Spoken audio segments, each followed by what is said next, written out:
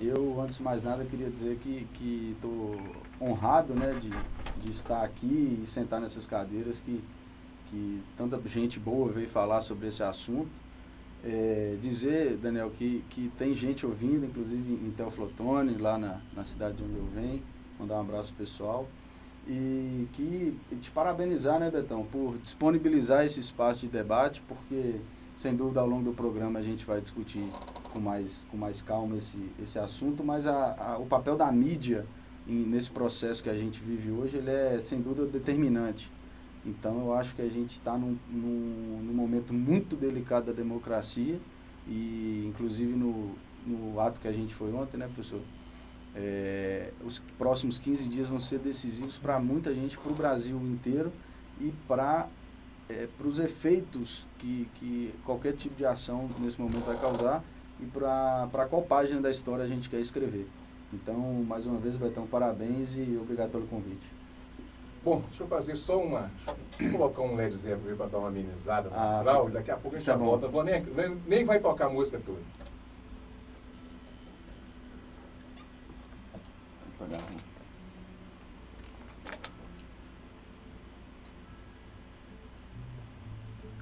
Fassbender é alemão?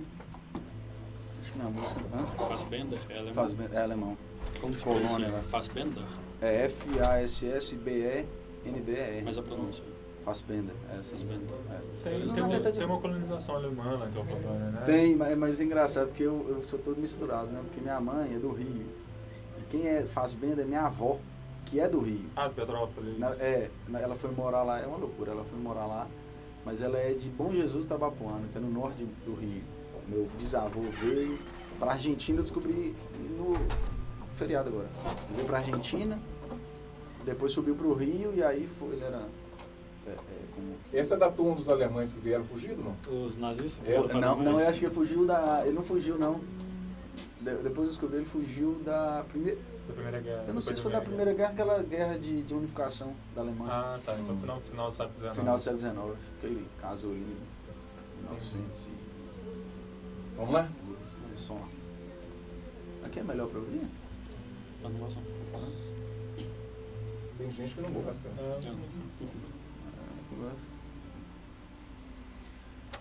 Muito bem, vamos começar o programa logo, porque conversa boa tem lugar, né? Doutor Alexandre, começar puxando aqui. Puxar pelos mais velhos? Então tem que começar com pelos melhores, pelos melhores. Doutor Alexandre, como é que você está vendo essa situação toda, o senhor como constitucionalista, né?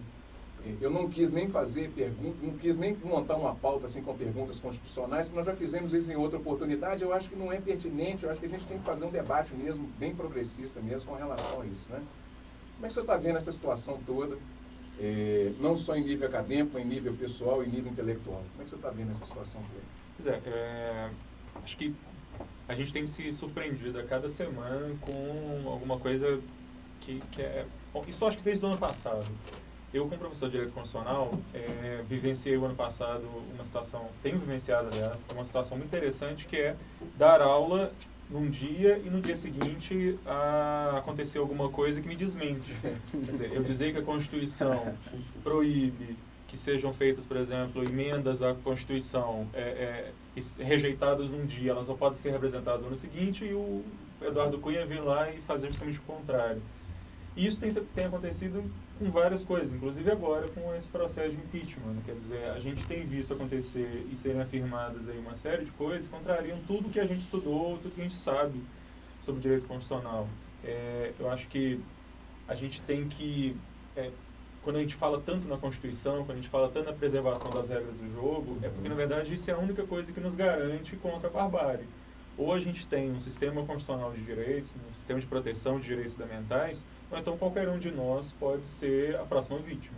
Então, quando, por exemplo, eu vou em certas manifestações ou assino manifestos, e tenho assinado vários, dizendo pela legalidade, dizendo que nós não podemos aceitar, em nome de uma busca contra a corrupção, nós podemos aceitar qualquer coisa, é porque, na verdade, nós temos certas garantias que precisam ser preservadas, porque nós lutamos, inclusive, muito por elas. Né? A ditadura militar que acabou ontem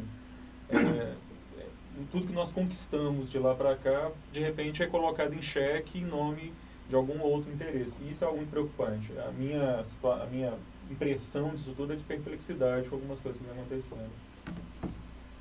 Daniel, como é que você está enxergando toda essa confusão toda que está acontecendo no nosso país? Porque quando você ouve, por exemplo, os grandes canais de rádio, e aqui eu tenho que fazer um agradecimento ao Sanderson, né, que me dá a liberdade de fazer um programa, e nós conseguimos fazer um programa assim, sem censura, né? E não tem censura mesmo, tanto é que as pessoas eu convido as pessoas também que defendem o outro lado, tá certo? Que defendem, não tem problema, mas precisa vir aqui expor a sua opinião. E eu acho que está carecendo muito dessas pessoas virem e falar assim, não, eu quero isso. Eu tenho a impressão que essas pessoas estão com medo de falar isso aqui ou em qualquer lugar, e isso ficar registrado nos anais da história, porque na história isso já está. Porque o golpe, quem está esperando o golpe, não, o golpe já aconteceu. Ele já aconteceu. Né? Acontece todo dia, quase. Então, as pessoas estão com medo de ficar nos anais da história e falar assim, puta, eu vou ficar pichado lá na frente. Né? E se esse negócio não der certo? E se for? Né? Eu acho que a sociedade está chegando nesse ponto. Que todo mundo deu uma esfriada, viu que está todo mundo envolvido em tudo e falou assim, e aí, será que esse é o melhor caminho? Né? Como é que você está enxergando tudo isso? Né? Estou enxergando preocupado, porque se a gente considerar que o Brasil passou por um processo, entre aspas, de redemocratização no final da década de 80, e ao longo de quase 30 anos a gente passar por 2 grandes processos de impeachment, significa que a gente não passou por um processo de redemocratização. Não é pelo fato de ter 2 processos de impeachment, mas pelo fato como esses 2 processos estão ocorrendo. Cada um com suas particularidades, mas a gente está repetindo erros do passado. Eu acho que, na verdade, a gente está repetindo erros assim, mundiais. Tem gente que fala muito no Mãos Limpas, na Itália, e eu acho que o processo está um pouco parecido, né, invertendo um pouco os papéis. Lá na Itália aconteceu foi justamente o contrário. Começou com aquela confusão da KGB, que financiava muitos partidos políticos e tal. Aí começaram a falar que a KGB estava financiando a maioria dos partidos da Itália. E aí o que aconteceu? O Partido Comunista Italiano abraçou essa ideia, lógico que tinha muita culpa no cartório, mas queria sair como o salvador da moralidade, contra a corrupção, contra a roubalheira estatal, enfim. Juntou com a grande mídia italiana e acabou que fizeram uma campanha publicitária contra a maioria dos partidos políticos na Itália. E a maioria desses partidos acabaram, se extinguiram. O que saiu melhor nessa situação foi justamente o Partido Comunista Italiano. Ele que comprou essa ideia, ele que junto com a mídia patrocinou essa publicidade de que os outros partidos, não me lembro o nome certo, mas acho que eram 3 partidos, que eram os responsáveis pela corrupção, os responsáveis por fortalecer a máfia italiana. No Brasil, no meu entendimento, está acontecendo a mesma coisa. Estão se aproveitando de um momento de euforia generalizada, que começou em 2013 com manifestações absolutamente legítimas. Né? As manifestações de 2013 foram muito boas para a democracia, em que pese os efeitos que deram depois. Mas o que o pessoal observou em 2013? Que se determinado grupo social se unir e for para a rua, eles vão ter visibilidade. E aí o Fábio Belo, que veio aqui na sexta-feira, ele falou uma coisa que eu achei muito engraçada. Ele virou e falou assim, não vou generalizar não, mas palavras dele, que a direita está saindo da bolha para manter a bolha. Exatamente. Então, assim, não estou generalizando, né? A gente sabe que não é só a direita, que direita e esquerda são muito fortes nos seus ideais, mas eles precisam da população não esclarecida politicamente para poder dar fôlego nos seus ideais. Quando o Lula foi eleito em 2003, quem que elegeu ele? A esquerda e a maioria da população não politizada que estava insatisfeita com essa situação. E o que está acontecendo agora? A direita está patrocinando esse momento, junto com a maioria da população não politizada, que também está insatisfeita com essa situação. Então, é um movimento patrocinado pela direita, óbvio, né? A gente observa isso através, por exemplo, das manifestações, que são luxuosas, que tem uma estrutura Patrocínio, organizada, distribui brindes, panfletos, anúncios, Aceita cartão de enfim, crédito. cartão de crédito. Na Folha de São Paulo agora você vê anúncios assim de 8 milhões patrocinados pela Fiesp, falando em impeachment já. Então, assim, não tem como negar que é uma situação patrocinada pela direita, mas com apoio da grande massa da população não politizada. Não politizada não quer dizer ignorante, não. Quer dizer que não está Perfeito. num espectro político, esquerda, direita, centro-esquerda, só está insatisfeito. E eles pegaram essa situação e deram um impulso maior. Que impulso que foi esse? Publicidade. E não é a publicidade no sentido estrito, é a publicidade indireta. Quando você vê Rede Globo, Veja, falar em Veja, eles pagaram um mico semana passada, né? O embaixador da Itália. Verdade. Nossa, Tá descarado ridículo. já. Você pega Jovem Pan, Folha de São Paulo, Estado de Minas, a maioria dos canais de comunicação que são de direitas, o Joaquim Barbosa falou isso num evento no Panamá, ele falou que a grande mídia brasileira é de direita sim, e eles só dão visibilidade ao que há de ruim e fomentam esses aspectos negativos. Você tem essa situação que está hoje. Crise política, crise econômica, todo mundo sem saber o que vai ser o futuro do Brasil e todo mundo esperando e achando que o impeachment da Dilma vai trazer a solução para tudo.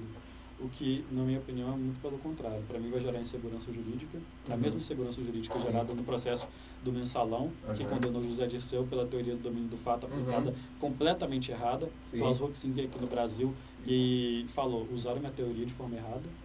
Insegurança jurídica, insegurança política, insegurança institucional. Então, assim, eu acho que é a hora, do outro lado da moeda, a esquerda, junto com quem tem esse posicionamento garantista, não, aí seja de direita, de esquerda, seja não politizado, o que for, mas que lute pelo Estado democrático de direito, também fazer barulho, entendeu? De forma pacífica, de forma democrática, mas que dê alcance a essas ideias para que essa situação não fique pior. Eu acho que esse é o caminho. O João, Fala, o que eu penso é o seguinte, as pessoas elas estão assim, quem viu Fundamentos da Economia, que é o básico, entende quais são os 3 fatores da produção. Terra, capital e trabalho. Exato. Não é isso? Então, quem tem terra e capital representa aí mais ou menos 10% da população do mundo. Isso. Né? Os outros 90% da população do mundo só tem um fator da produção que é o capital. Que é o trabalho. Então, nessa escala, todos nós estamos nela. Do melhor executivo que tiver até o gari. Somos todos vendedores de hora. Sim. É isso? Somos todos vendedores de horas. E nós somos todos um fator da produção autônomo, né? Que é aquele fator da produção que pensa. Né? E eu tenho a impressão que quem domina esses 2 outros fatores, que é o capital e a terra, usa-se de determinadas classes para poder atingir o seu fim, que é a dominação desse último fator da produção, que é o trabalho. Meu raciocínio está mais ou menos claro assim. Bom. E o que eu percebo nesses movimentos todos, nesse movimento todo que tem, principalmente o movimento conservador, é que as pessoas que estão nesse movimento não entendem a sua posição nesse campo, que ela é também, o que representa ela talvez não seja os conservadores, seria talvez os progressistas. Né? Como é que você enxerga toda essa situação toda e desculpa eu ter... Não, imagina. Bom, Betão, eu acho que o atual quadro, ele demanda uma análise micro não no sentido do tamanho do espectro, mas uma análise pragmática da política e uma análise de conjuntura, ou seja, o que está por trás de todo esse movimento. O que o Daniel falou é muito pertinente no seguinte sentido, que a maioria da população, ela de fato não tem acesso a uma pluralidade de informações, né, que possam orientar um destino político e uma atuação política. De modo que, me corrija se eu estiver errado, professor, mas eu acho que o que interessa, e isso aí cientistas políticos e estudiosos do tema já discorreram, mas o que interessa para a eleição é você cativar uma malta, ou seja, uma quantidade grande de eleitores que está insatisfeito com o atual governo, no caso, você sendo a oposição. Foi assim com Lula, como você falou, e está sendo assim com esse movimento. É claro que num momento de fragilidade econômica, que o mundo que a gente vive hoje demanda uma prosperidade econômica para que você possa ter uma capacidade de convencimento no discurso político, no momento de fragilidade, discursos oposicionistas e que negam o status quo, ou seja, negam o que está aí, se fortalecem com muita facilidade. E partindo primeiro do pano de fundo, para tentar, e aí ao longo do programa acho que a gente vai falar sobre os desdobramentos internos, né, da política, o que significa o impeachment, né? Primeiro que é uma palavra difícil de se pronunciar, um instituto trazido dos Estados Unidos, que a gente gosta de importar, né? O nosso direito ele é bem plural nesses aspectos, mas que todo mundo teve que aprender a falar, né? Em alguma medida descobrir o que é impeachment, tá aí o professor que pode depois falar com mais propriedade. O impeachment, ele nada mais é do que, hoje, né? Ele significa devolver ao poder quem nunca quis ter saído de lá. Isso para mim tá bastante óbvio. Se você pegar um recorte dos anos de João Goulart, que se dizia esquerda na época, junto com os agora 13 anos dos governos do PT, que também se diz de esquerda, na história brasileira, os governos progressistas de esquerda têm uma representatividade mínima. E eu acho que o que se tem hoje é uma articulação muito concatenada e muito orientada de setores conservadores de direita ligadas ao grande capital, que a eles interessa a deposição da presidente. Em que sentido? Usa-se de uma bandeira que é um discurso também muito fácil e que é um discurso que convence muito fácil, que é o do combate à corrupção. Óbvio, quem não é contra a corrupção? Acho que qualquer setor político e qualquer indivíduo na sua casa, nas suas relações, é contra a corrupção. Mas em que sentidos vale-se dessa bandeira para travestir ou para mascarar o que de fato se quer? Agora com o Temer cambaleante aí, né, hoje saiu que talvez ele teria se precipitado ao sair do governo, ou seja, o PMDB nunca largou isso, mas o que se queria com o Temer no poder era exatamente, primeiro, calar a Lava Jato, que é um acordo que já estava sendo traçado, inclusive com setores da oposição, que não querem ser atingidos pela operação, e agradar o mercado financeiro, entenda-se. A apresentadora que agora é da Rede TV, né, que largou a Mariana Godoy, ela deixou muito claro na entrevista com o Ciro Gomes, falou, gente, mercado financeiro é diferente de economia propriamente dita. Claro que eu não sou nenhum especialista, mas o mercado financeiro ele oscila ao bel prazer das especulações. Está lá a crise americana, com diversos documentários que relatam o grau de lesividade, né, dessas especulações.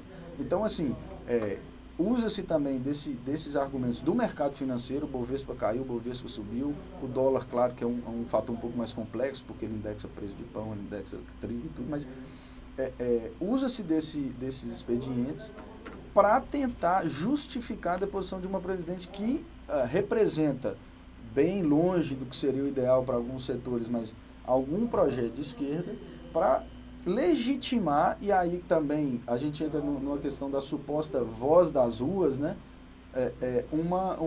Para legitimar essa deposição. Agora me diz, a voz das ruas, um setor bota, vamos lá, o time verde e amarelo bota uma quantidade de gente, os outros setores também botam, porque quem esteve presente viu, muita gente também.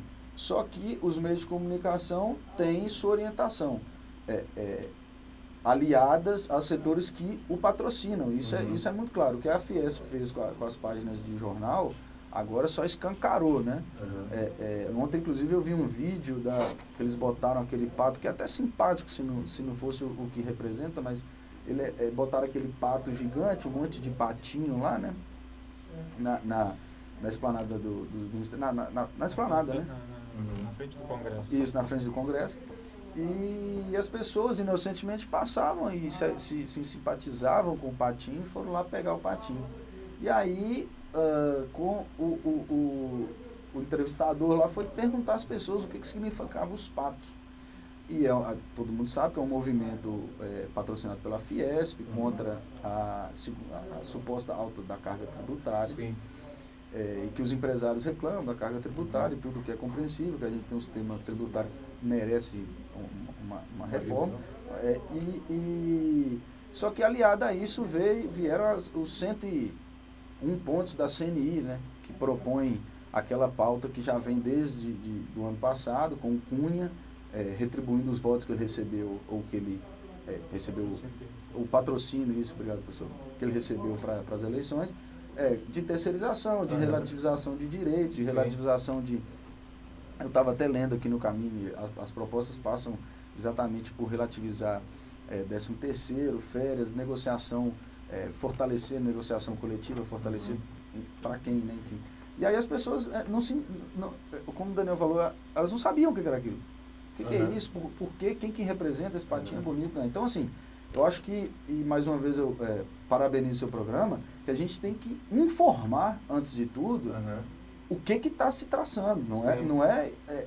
A pauta da corrupção, eu acho que a gente vai falar aqui também, é um discurso fácil, é um discurso simplista, porque exatamente a gente não consegue aferir nos outros governos o nível de corrupção que havia e, pelo menos para mim, eu acho que a saída, casos de corrupção pontuais, como o caso da Lava Jato e outros tantos, a gente tem que solucionar na esfera jurídica, claro, com ações judiciais, investigações policiais, inquéritos, denúncias e afins. Porém, eu acho que o problema da corrupção ele é um pouco mais amplo e demanda mobilização política. E que é o que a gente está vendo hoje, que está se preterindo. É um caminho inverso, né?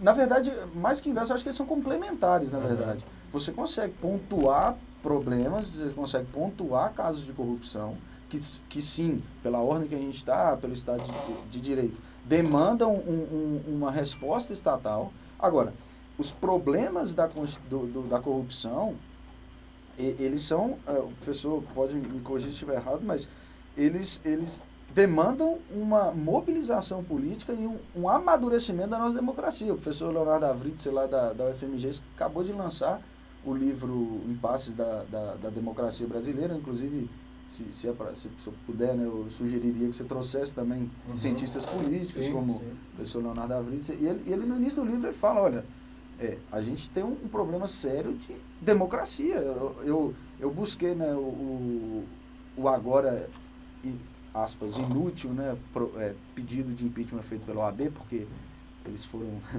ironizados pelo Cunha, né, ou seja, a que ponto chegou a OAB, que nós não temos uma tradição democrática. O Brasil tem há 26 anos, e agora vai fazer 28 anos, a Constituição foi promulgada, a primeira chamada Constituição Cidadã, e a gente não tem tradição democrática. Só para finalizar essa minha intervenção, no pedido, né, a OAB vem, aspas, justificar o porquê da legitimidade do pedido, e a gente vê que com o Collor foram 29 pedidos de impeachment.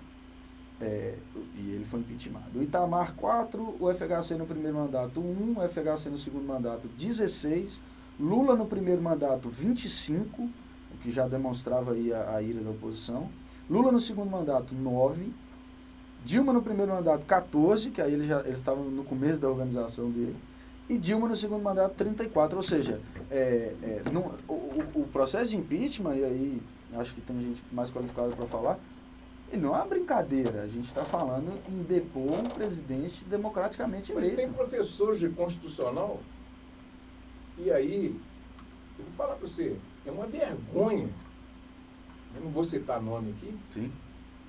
Mas eu posso citar. Catedrático Manuel Gonçalves Pereira Filho sim. publicou um artigo dele no Conjuro ontem, que é uma vergonha. Uma vergonha. É inacreditável que um professor de Direito Constitucional chegue para falar que não, para haver impeachment, não precisa haver caracterização de crime, de responsabilidade. É inacreditável. Por que, professor? Porque a Constituição dos Estados Unidos não exige isso. Até onde eu sei, a gente não foi anexado. Apesar deles quererem, a gente não foi anexado aos Estados Unidos. Isso é um absurdo. Isso é um negócio inacreditável. O Manuel Gonçalves Ferreira Filho só faz jus à tradição dele, dos livros dele da década de 70, em que ele falava da democracia possível, em que ele dizia que a democracia deveria ser feita pela elite. Ele textualmente diz isso, e pelo visto ele não mudou muita coisa desde os anos 70 para cá. Aliás, nós depois, essa é uma discussão que nós já tivemos aqui da outra vez, nós conseguimos fazer uma eleição com 70% dos deputados mais conservadores depois de 64, acho que é a Câmara mais conservadora, né? Exatamente. E eu acho que uma coisa que o João falou, e eu acho que a gente precisa ter muito claro, e as pessoas que estão ouvindo a gente precisa ter muito claro, é que já está no ar aí, quem quiser googlar acha, o plano do Temer, o plano do PMDB, eu ia tratar quando, né, eles já estão tratando quando ele assumir. Eu acho que vale a pena as pessoas que de repente estão aí indo em manifestação. Ponte para o futuro. Ponte para o futuro, eu acho que é muito importante as pessoas conhecerem que ponte que é essa, para que futuro que esse negócio está indo. Porque está lá dito com todas as letras, é diminuição dos direitos sociais, é redução dos programas sociais, é diminuição de ProUni, de FIES, de financiamento da casa própria, de Bolsa Família, é tudo isso. Por acaso eu vi também. Se você é a favor disso, se você é a favor que não haja mais FIES, ProUni, etc., então ok. Agora, se você não está nessa, você tem que começar a ler, a pensar o que está vindo por aí. E é muito importante a gente ver, quando a gente fala, por exemplo, de terceirização, né? Quais são os partidos que votaram a favor e quais são os partidos que votaram contra essa flexibilização das relações de trabalho, que é um desastre para o trabalhador, que é uma diminuição, uma pauperização dos direitos trabalhistas. É importante as pessoas terem claro quais foram os partidos que votaram contra, né? Aliás, quando é que começa essa oposição do Cunha ao PT? Começa no momento em que ele falou, se o PT votar pela minha cassação no Conselho de Ética, eu vou eu vou travar tudo. E a imprensa internacional já entendeu isso também. O PT votou contra, ou seja, o PT votou pela cassação do Cunha, o Cunha desde então trava toda a pauta do Congresso. Não se consegue aprovar nada no Congresso, ao contrário. Nada que o governo interessa ao governo. Se consegue aprovar terceirização, se consegue aprovar isenção de imposto para a igreja, é isso que se consegue aprovar. Redução da maioridade. Redução da maioridade penal. É importante a gente ter claro, então, o que está acontecendo. Por trás de toda essa discussão que ocupa 100% da mídia, tem uma série de coisas avançando no Congresso que ninguém está falando. Exatamente. As pautas conservadoras estão a todo vapor, que todo mundo está aí. E por enquanto o PT ainda consegue barrar, mas sabe? Aqueles que estão aí levantando um cartazinho, na Milton Campos tem. Sim. Né? Vai acabar o seu FIES, viu? O seu ProUni, os seus... Ô, Betão, eu acho que a gente... eu pelo menos tenho... Deixa só o Daniel fazer essa intervenção. É justamente sobre isso que eu ia falar.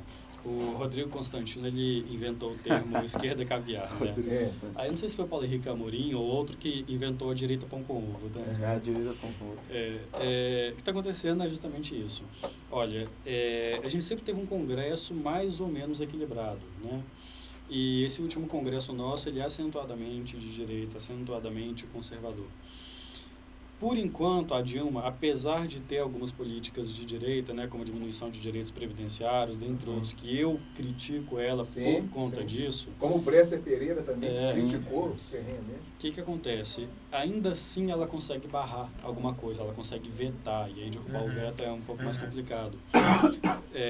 Creio eu que se passar...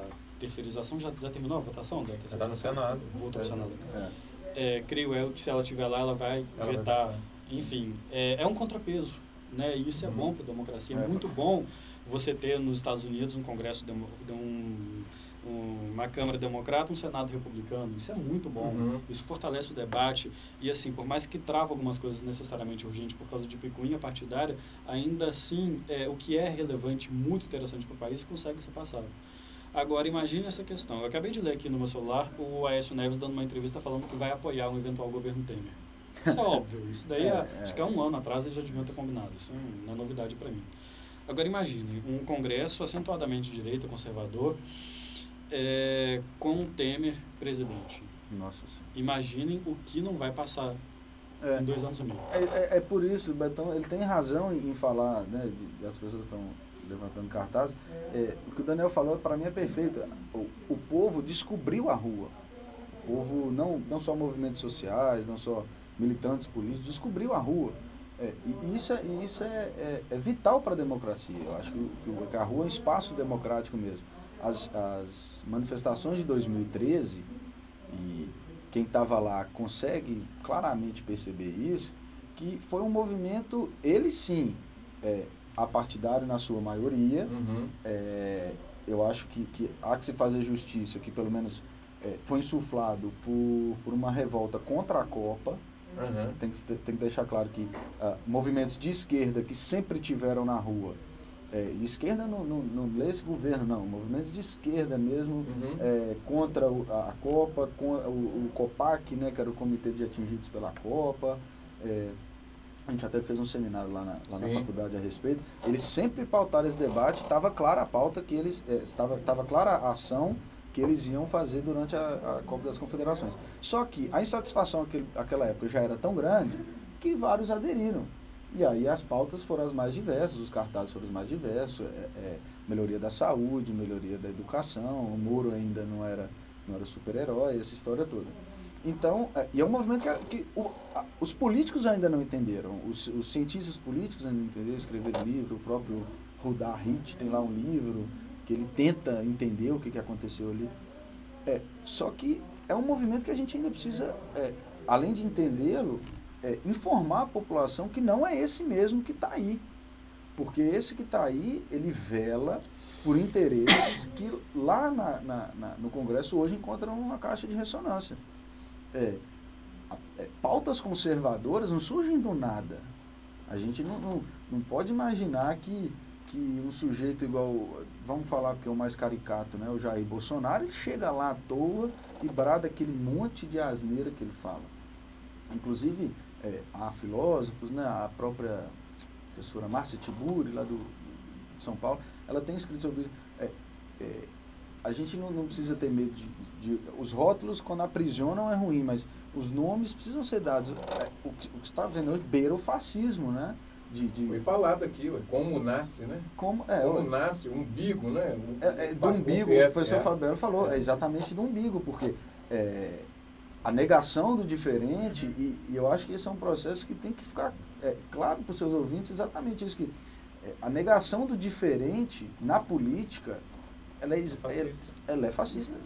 Porque assim você como é fascista, João, só para te interromper, não, imagina. E uma coisa que eu acho que também é muito séria, e que o Daniel também falou, é que nós temos essa questão da negação de todos os partidos, essa coisa de que tudo é corrupto, sim, que a política não presta, isso é algo muito ruim. Porque, na verdade, foi com um discurso, exatamente esse discurso que Hitler sobe ao poder na Alemanha em 1930. E dizendo depois que não, que o meu partido é a Alemanha, e percebam como é que isso... Hoje mesmo eu já li essa de que o meu partido é o Brasil. Sim. Eu sou partidário desde que não seja o PT. Meu partido é a Alemanha, eu não tenho partido, todos nós somos alemães, etc. Exato. E pronto. E aí, essa coisa da negação do diferente, ele bota uma bomba no parlamento, então efetivamente ele acaba com os partidos, literalmente botando uma bomba. E isso é muito perigoso, porque a partir do momento que você esvazia toda a discussão política, diz é tudo ruim, é tudo... Bom, a política é o meio através do qual nós reconhecemos direitos. Não existe outro meio. Isso. Nós inventamos outro sistema. Né? O que nós precisamos é acompanhar, cobrar, fazer tudo isso. E hoje é muito fácil, muito mais fácil fazer isso, né? Porque nós podemos acompanhar, qualquer pessoa pode acompanhar tudo que está sendo discutido no Congresso. Não existe nada secreto sendo discutido no Congresso. Mas, e é o Congresso, não é a presidência da República, o centro da política desse país, quer dizer, é ali que a gente devia estar mirando. E tem gente que se diz enganada, né? Não sei o que o Daniel acha disso, mas assim, esses políticos fazem tudo embaixo dos panos. É óbvio que existem fraudes e que a gente está aí descobrindo as fraudes. Só que há tantos mecanismos de controle, inclusive, também eu queria ouvir o Daniel, mas...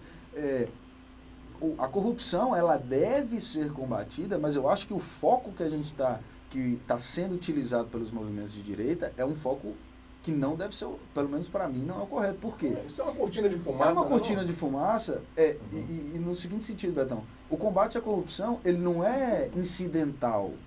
A gente tem que traçar mecanismos de fortalecer um combate perene. Ninguém fala da criação, que a criação da CGU se deu no governo Lula. Ninguém fala isso. Você fala Lula, você lembra de sítio, pedalinho, triplex. Mas você não fala que ele criou um órgão que hoje economiza bilhões de reais Fazendo justamente esse controle contínuo. fazendo um controle contínuo da corrupção.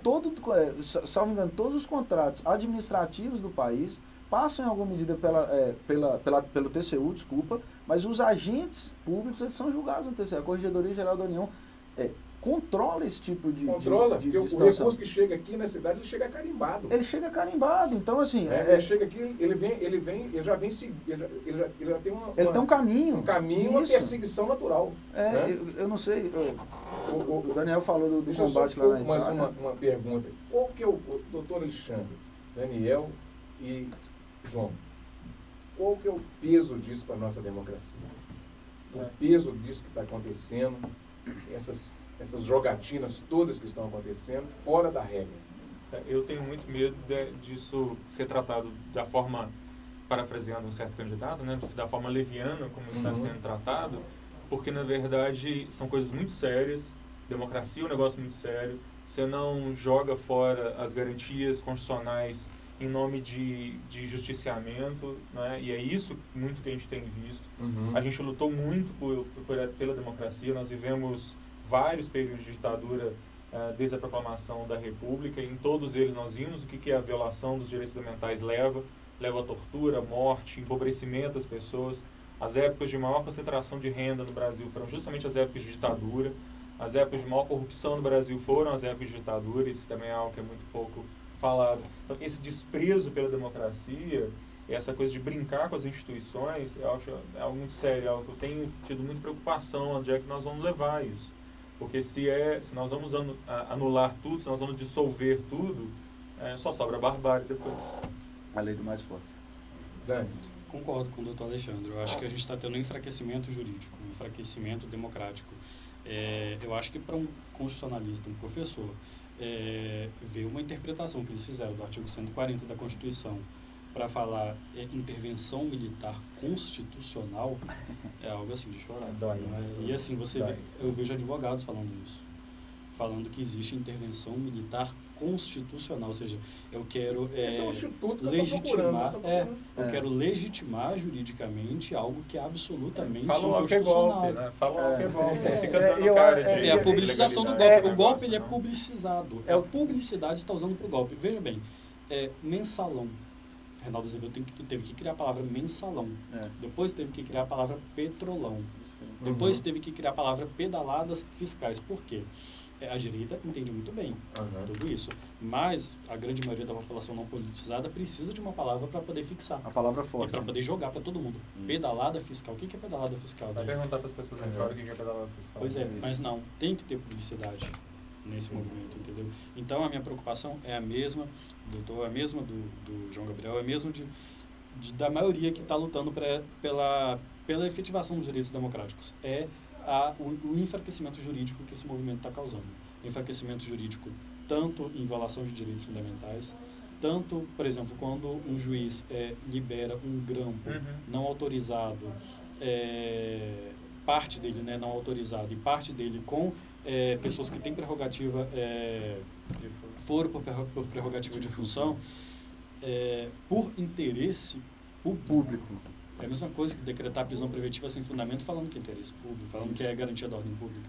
Enfim, está tendo um enfraquecimento jurídico, um enfraquecimento democrático, um enfraquecimento constitucional e institucional para poder legitimar algo que não é legítimo. E depor uma presidente eleita democraticamente sem fundamento, sem crime de responsabilidade. Não há crime de responsabilidade e eu tenho plena convicção disso.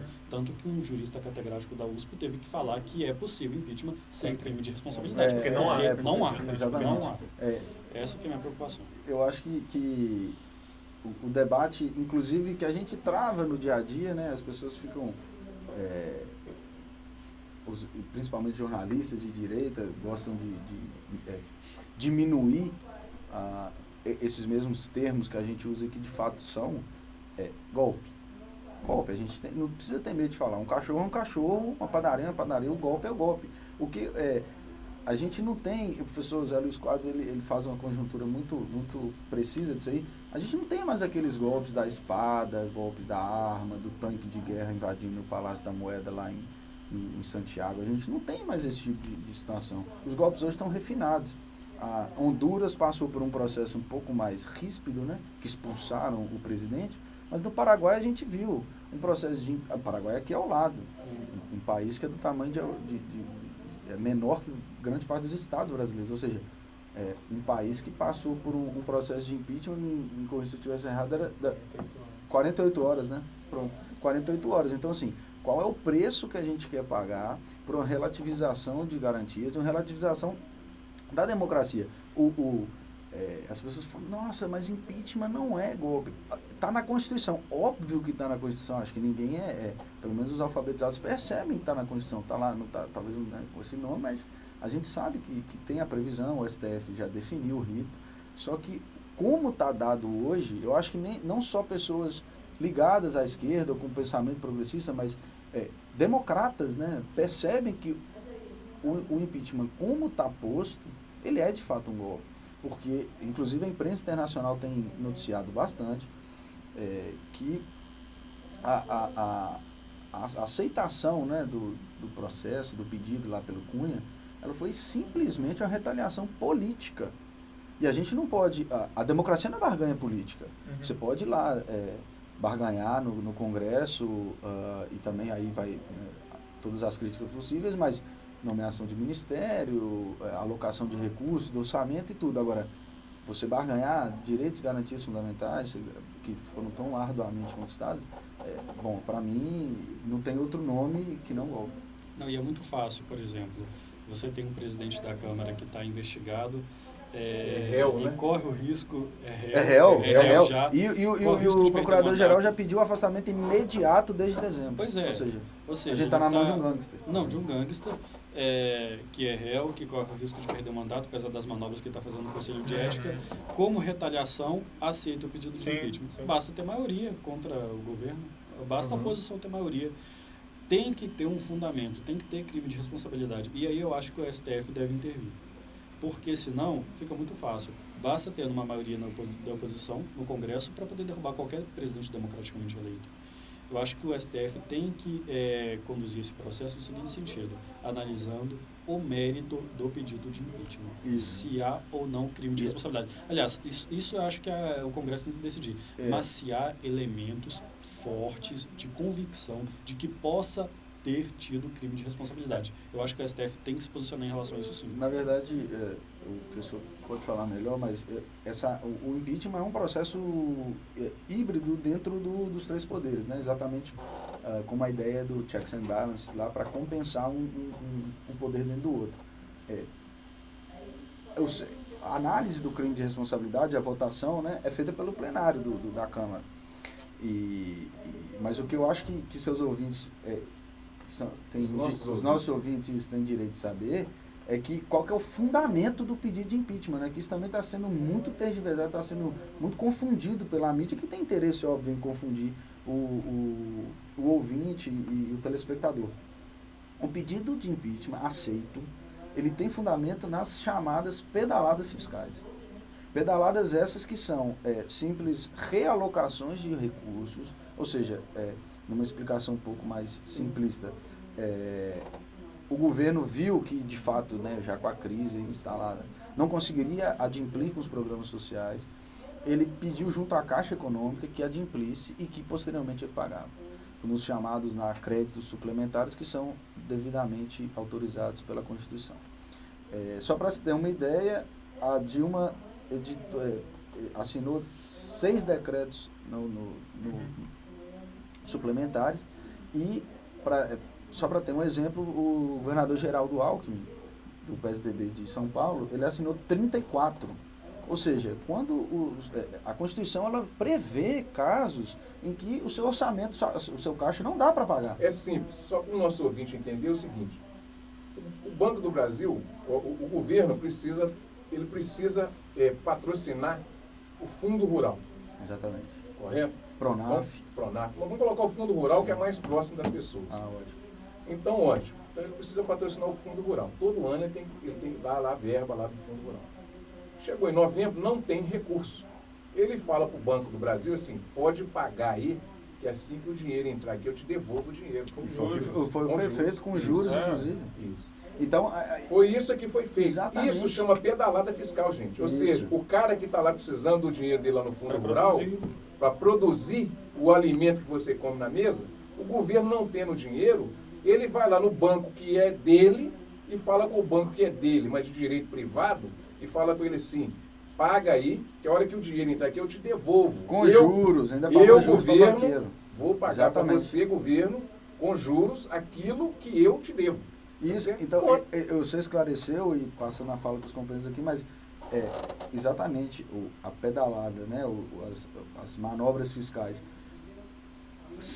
fundamentam o pedido de impeachment e não tem nada, e que fique claro para os ouvintes, nada de lava-jato. Uhum. Não tem, e eu acho que depois a gente pode entrar na pauta do Moro, mas não tem nada de vazamento de informações, vazamento de áudio, ameaça de Lula, não tem nada. O que está querendo legitimar é essa medida que você falou. Diga-se de passagem que o governo que está aí não foi citado. Sim, a presidenta não está. Não foi citado. E todos que estão, a maioria das pessoas que estão levantando o movimento, todos foram citados na Lava Jato. E, salvo engano, a maioria dos congressistas que compõem a comissão. Exatamente. 61% da comissão que compõe a comissão. Ou seja, então que combate essa corrupção que as pessoas estão. E as na rua pessoas estão impeachment. torcendo para isso. Professor,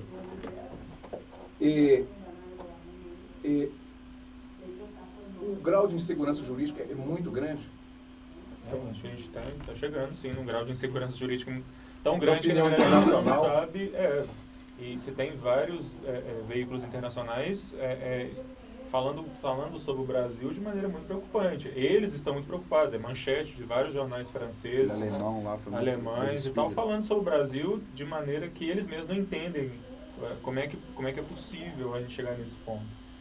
Tem estudiosos lá fora escrevendo sobre o Brasil, falando, tem vários brasilianistas, né, que são pessoas aí que estudam o Brasil nos Estados Unidos, por exemplo, falando, não entendendo como é que a coisa pode chegar a esse ponto. O grampo, o senhor como constitucionalista, o grampo foi ilegal ou foi legal? Ilegal, inconstitucional, por 3 razões. Em primeiro lugar, a conversa feita entre o Lula e a Dilma, que foi divulgada, ela aconteceu depois que o Moro já tinha dado uma ordem para descontinuar as gravações. Em segundo lugar, ou seja, portanto, é uma gravação pedida sem ordem judicial, eu preciso de ordem judicial para gravar, para quebrar o sigilo. Em segundo lugar, ele, como envolve o presidente da República, ele não poderia mexer naquilo dali, ele tinha que mandar para o STF decidir o que ia fazer com aquele negócio, por causa do prerrogativo da prerrogativa de função, né, de foro da Dilma. Que ele fez com a lista, né, professor? Que ele fez com a lista depois, por causa da Odebrecht, né? E, em terceiro lugar, o juiz não pode divulgar para a imprensa dados obtidos em sigilo. Isso viola a Constituição, isso viola a Lei 9296, que trata do quebra de sigilo, e isso viola uma resolução do CNJ de 2009, que fala, aí a resolução é bem específica para dizer, juiz, promotor, delegado, servidor público da justiça não pode vazar dados obtidos em sigilo. A quebra de sigilo não significa festa da uva, entendeu? Quer dizer, não é porque quebrou o sigilo que agora todo mundo vai ter acesso. O sigilo ele é quebrado para aquela autoridade que pede, e só ela. Essa autoridade que recebe os dados, ela não pode divulgar isso para terceiros, quanto mais pegar essa conversa e colocar no Jornal Nacional. Quer dizer, ele entregou para o Jornal Nacional especificamente, para o Jornal Nacional fazer aquele teatro de 5ª categoria que foi aquela reportagem. Do STF ele foi muito preciso, a decisão dele é muito bem fundamentada, que longe de afastar o direito que existe de violar o sigilo, mas trazendo à baila, né, argumentando que não é a casa da mãe Joana. Se a gente garante, se a gente aprova a violação para o Lula ou para a Dilma, o que vai ser de nós? Né? Bom, gente, nós estamos chegando no final do programa. É sempre Passou rapidinho. Rápido. Você acha que demora? Muita coisa para falar, hein? O programa é rápido mesmo. Bom, chegamos ao final do programa. Tem uma informação muito importante aqui, que o History Channel vai soltar um documentário hoje, e revela que Judas, quando rompeu com Jesus, fundou o PMDB. Então, com essa, nós ficamos aqui com final do programa Cultura Geral, agradecendo o doutor Alexandre, Obrigado. Daniel, João Gabriel. Obrigado pelo Gente, convite. prazer, o programa, assim, eu fico até arrepiado, eu não queria encerrar o programa, eu fico até arrepiado, mas temos que Tem que encerrar o pedir na programa. rádio para aumentar o tempo. Até amanhã, se Deus quiser, com mais um programa Cultura Geral.